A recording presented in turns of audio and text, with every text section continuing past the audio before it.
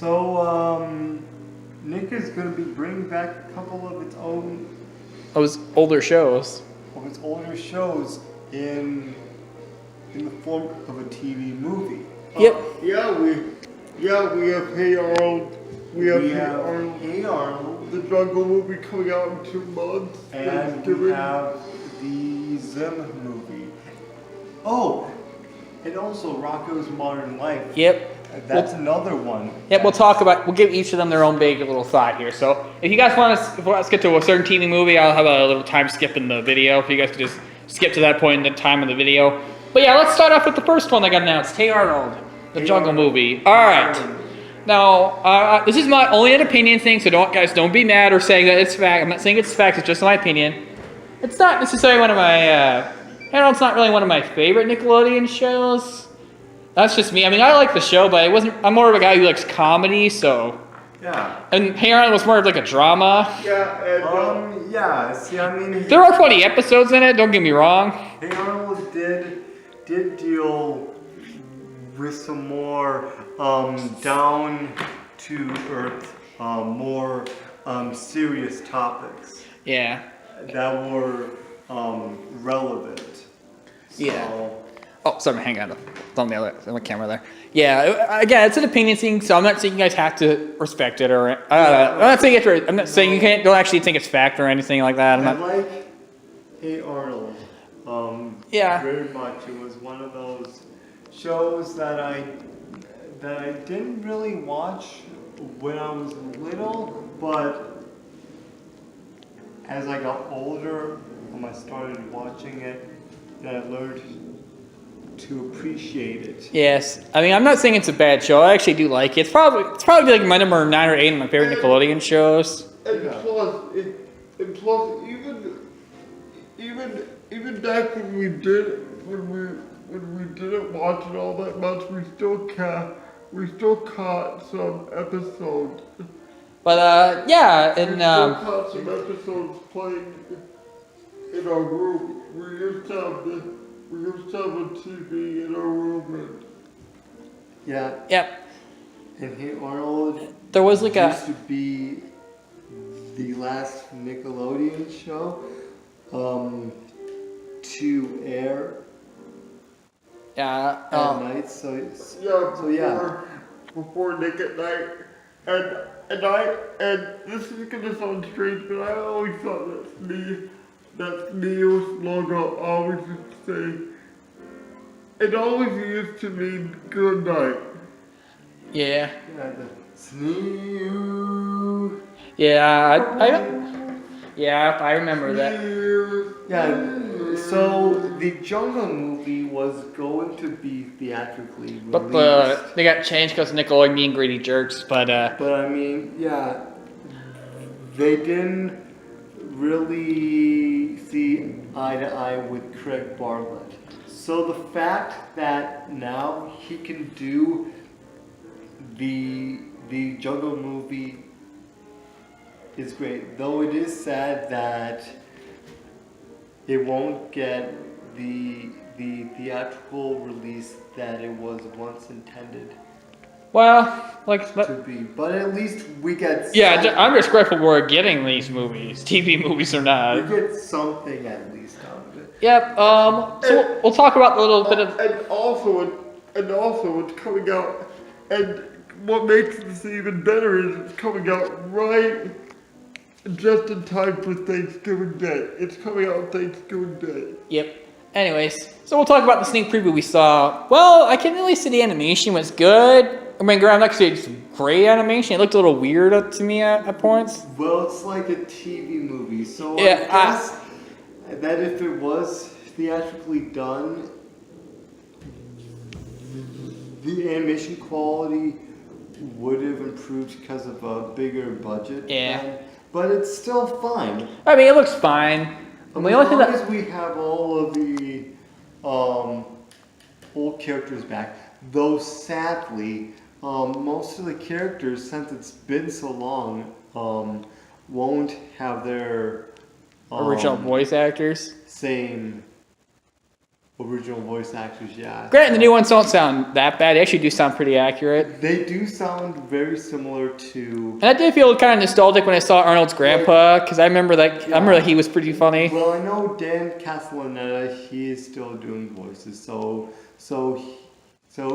he will definitely play Grandpa Phil, but Lane Torrance can't come back because he is too old Which by to the play. the way, he also Played King Bob. King Bob from Recess, yeah. Oh, yeah.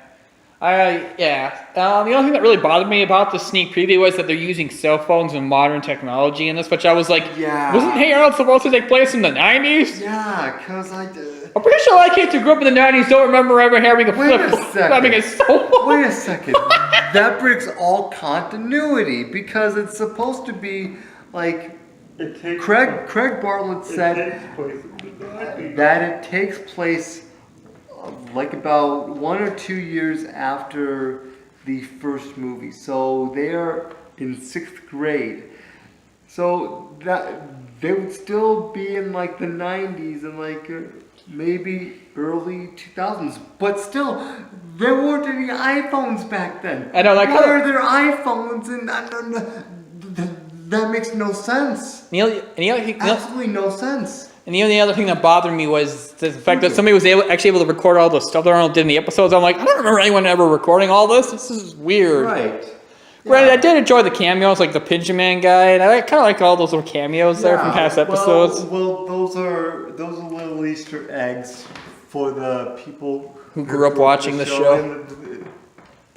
And then they can be like, "Oh, hey, I remember that. Yeah." I remember this. That's what Steve K was like. Oh yeah, I remember that guy.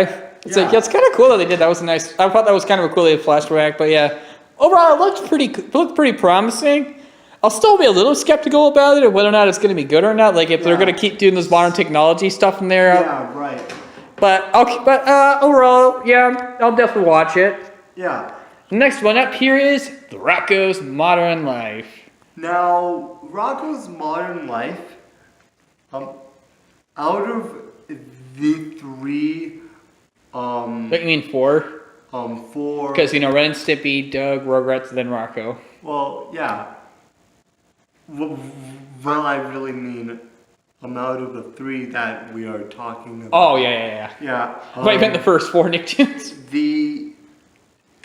Out of these 3, I feel like Rocko's Modern Life was the most adult, and it was pretty dang adult for the. Yeah, I watched it all. For its time, there are lots of dirty innuendos I'm surprised, that just won't fly today. I'm surprised Nickelodeon picked it up. Yeah, because it's. Well, they are doing a Ren and Stimpy short with the new SpongeBob movie with Ren and Stimpy's original creator. And, he and Nick never did see eye to eye either. So. Yeah. So with Rocko's Modern Life, see, unlike with Arnold, there is a time jump.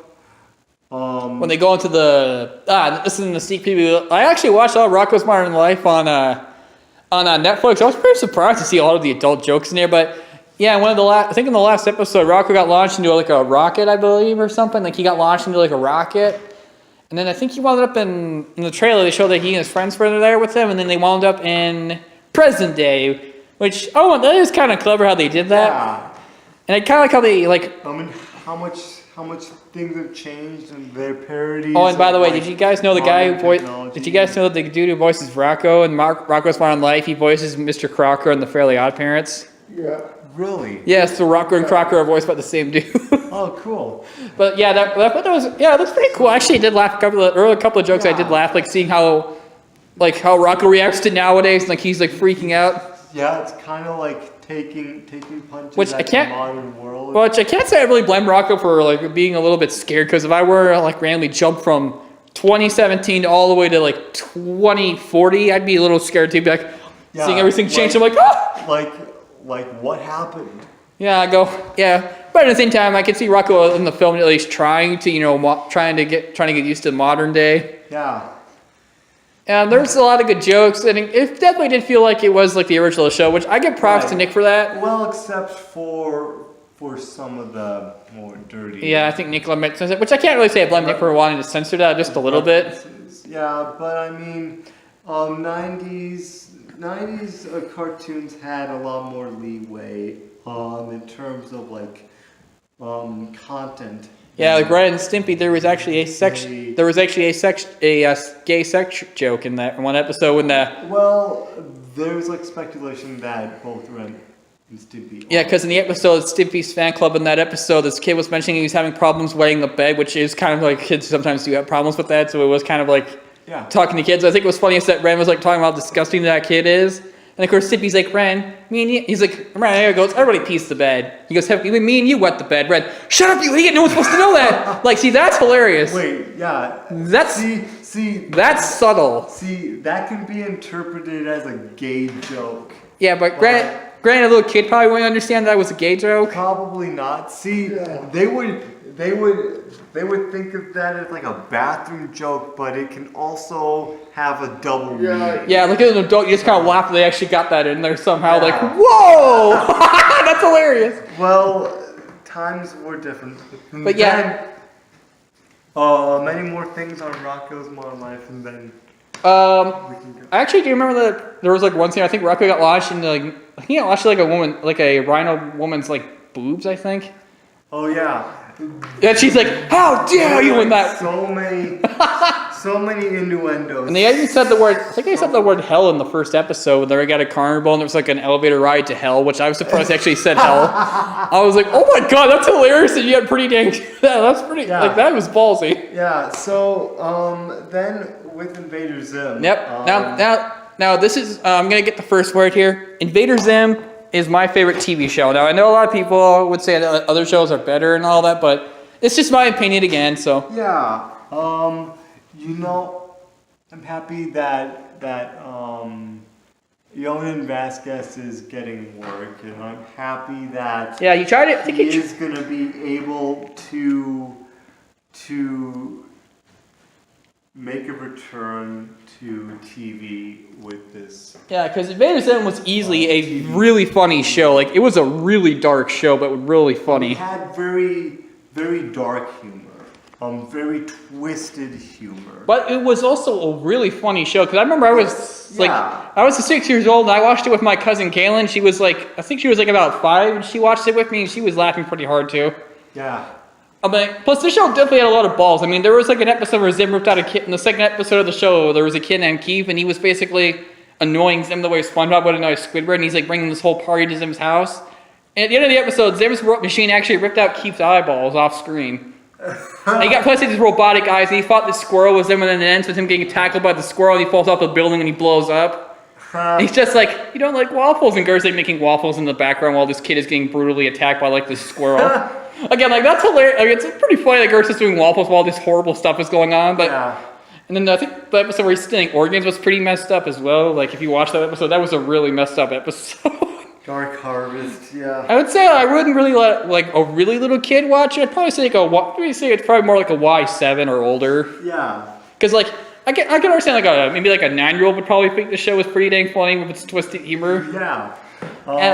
So I'm happy that they are giving these shows a second chance. So like Patrick, what do you think about Nickelodeon doing I an know. Invader Zim movie? I think it's great. Yeah.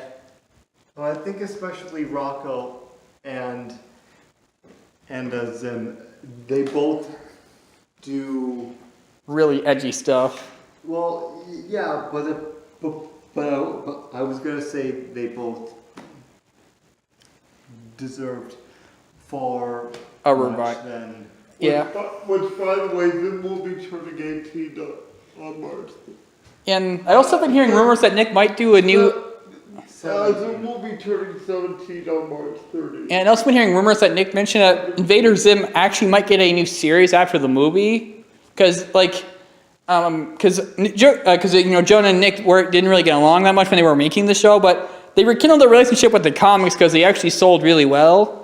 So I think Nick and Jonah actually had a better agreement with each other, and Nick's allowing them to do they're allowing them to kind of go back to That's being. great. which I'm happy about that because like I'd say Nickelodeon is actually doing better than Cartoon Network as of late because like Right. SpongeBob's actually gotten better. Like, have you seen some of the newer ones? They're actually pretty good. Oh, really? There was like an episode where Patrick makes like this comedic board game and like all the Yeah, characters yeah. are having a hard time playing it. It's pretty fun, and there was like a cute episode where Plankton actually got a pet. He got like this little pet germ, which he named Spot.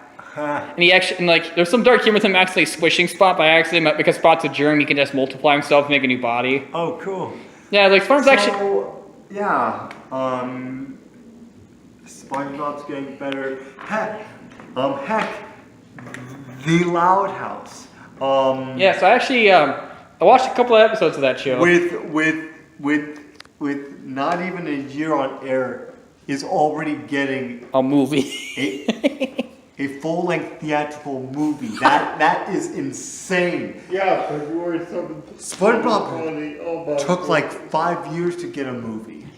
Well, to be fair, I mean, it would kind of be hard to write a movie around SpongeBob, considering how the show really doesn't. Considering how the show is usually just like a 10-minute show. Yeah, well, Loud House is too. Yeah, but like, there's some stuff you could do with that. But it's a lot more easier You to know do Loud House. what I would like to see, possibly? In the 2020s, a Jimmy Neutron reboot with much better animation. Yeah. I actually remember watching Jimmy Neutron when I got up in the 4th grade. I had to get up and eat cereal, and that was on, so. One of the most memeable shows currently. Yeah, there's a lot of stuff they could do if they reboot that to make it better. Carl is priceless. in that Yeah. show. They could do. I also remember Jimmy's dad was really funny. Yeah, you remember Jimmy's dad, don't you, Patrick? Yeah, right. You Neutron? There were a couple innuendos in that show too, like the one with Hugh sitting on a banana. Yeah. Yep. Yeah, that was I've seen it. Everyone makes memes about that show now, and I always just laugh like I can see why. Yeah. What else? Oh yeah, we could talk about the brand new Ren and Stimpy short for the 3rd SpongeBob movie. We could talk about that. Oh, cool. Yeah. I'm a really big fan of Ren and Stimpy. I have all the episodes on DVD. Wait. So is it gonna be hand drawn or CGI? I think it's going to be hand drawn because Ren and Stimpy's actual creator John Kay is actually coming back to work on it. Great. So. And he also did the voice of Ren. And if you remember, Ren was easily a very hilarious character. Like people have done best of. One of his funniest moments when he's like in outer space and he's talking to like this soap, which he thinks is like a candy bar. He's like, and he's just like, "We're not riding anymore." He's like going crazy. Stimpy's like, "Ren, you need to calm down." He's like, "Back off, man! This is my toothbrush, and I know how to use it." It's like Ren. He starts brushing his teeth. Like Ren's like chaotic. And I believe Ren and Stimpy also might have been was like an early version of SpongeBob because Stimpy is a lot like SpongeBob. He's like this really just nice idiot character. Ren's like Squidward, except he's a lot more bonkers.